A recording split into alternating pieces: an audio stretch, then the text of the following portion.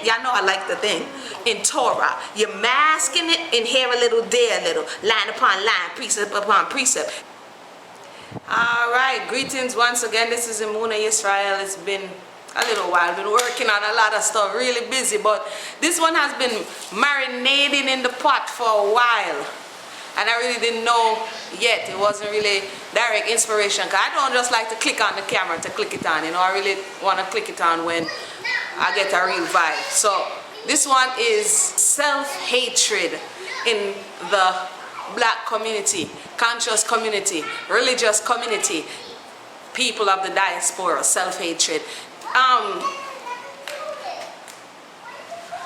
Man, there is hatred of the man to the woman, especially in the awakened certain portions of the community. It is overt. It's not covert, like hidden. It's like outward hatred. So today I'm going to talk about that, where it is that it is seeping over and permeating the atmosphere with a stench of just hatred. For, you know, we all, our sister always just say, everybody came over on the ship, or everybody was in a level, or your forefathers, your ancestors was in a level of oppression. But the so-called, and I like to say so-called black man, not all, but especially in, I'm going to name the Israelite community, those who, not everybody, but those who are most prominent on the streets, the way they speak, the way they address women, it's from a part of just straight up hatred, you know. And this is all part of the programming. But how efficient is it when people keep talking about community building? How efficient is it to continue to not address the real source of this hatred and seek to heal those positions or those wounds, and then go forward and talk about community building? You cannot hate who you think you're going to build with. You cannot treat her, and this particular time I'm talking about the women. I'll come back and speak about the woman to the man, but in this particular instance, one that I'm also familiar with is the hatred of the feminine principle. Now let me tell you how incomprehensible it is. It's what's the word I'm looking for? It's counterproductive to hate the feminine principle. And I'm talking about the hate that is spewed on a daily with hundreds and thousands of views on social media of the black woman. Not only by her own, but also by society at large. I don't have to go through all of what she, or maybe I do, all of what she endures, all of what is upon her back. And the fact that she has stepped out, or has to, and was forced to step out of her very nature, which is one in which she is a nurturer, which is one in which she has to have a level of protection like a precious flower, because if she does not, and if she's exposed to the elements, then she becomes callous and hard and have to step into the role of defending herself and her household. So if the very person who is there as a protector, as a provider, is attacking her, then she goes to her most known defense mechanism, which is her mouth.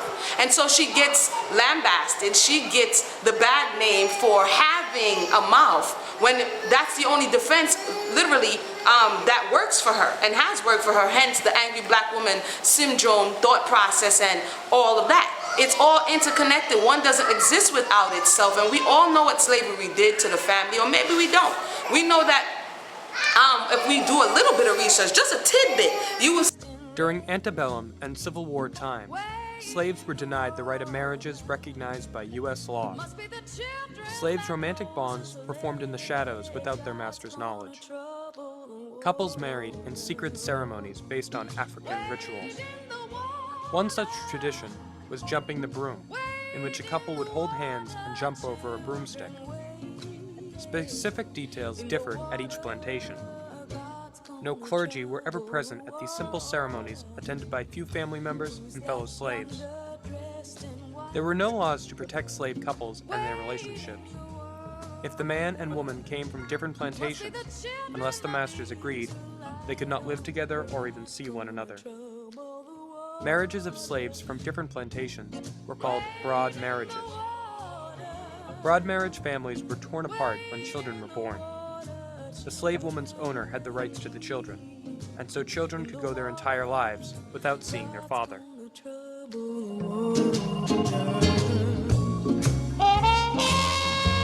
Yeah, if we look at what slavery did to the family, just in short, literally tore them apart. All these ghetto marriages, that's some slave type stuff. Master ain't looking, you and Kizzy about to jump the broom behind the house, no papers, no insurance, no inheritance for your children. We have to realize that this mindset, falling in love, and the master doesn't want you to mate with that person, so they take you and sell you off, or they take the one who you love and sell her off and sell your children off. So it has hindered the true bonding and connection. So as we wake up and come back into the knowledge of self, all of this stuff is still there. That fear of attachment issues and bonding issues, and to where some go to the name calling, the berating, the downgrading. What's that gonna do? Do you realize even if you do that onto a child, you curse them, that's gonna really make them better? Find out what the issue is. Love is going to take more than just, oh, I love you, she ain't acting right, you got to go. It's going to take more than that. It's really going to take realizing that this is not a one-time job. This is not, oh, I tried and she's jacked up. So, because we're all jacked up, truth be told. And it's really going to take some work.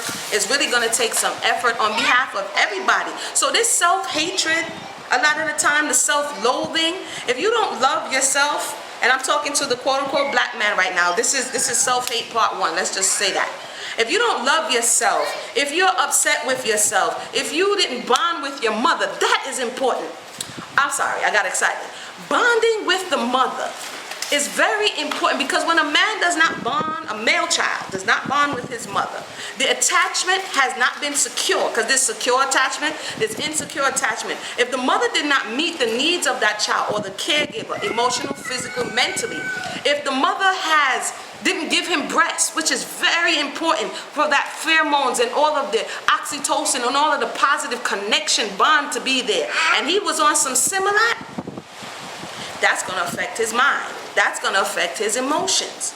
You understand? And so if we think that only the black woman, quote unquote, is the issue, brothers, I'm sorry to say, that's delusion.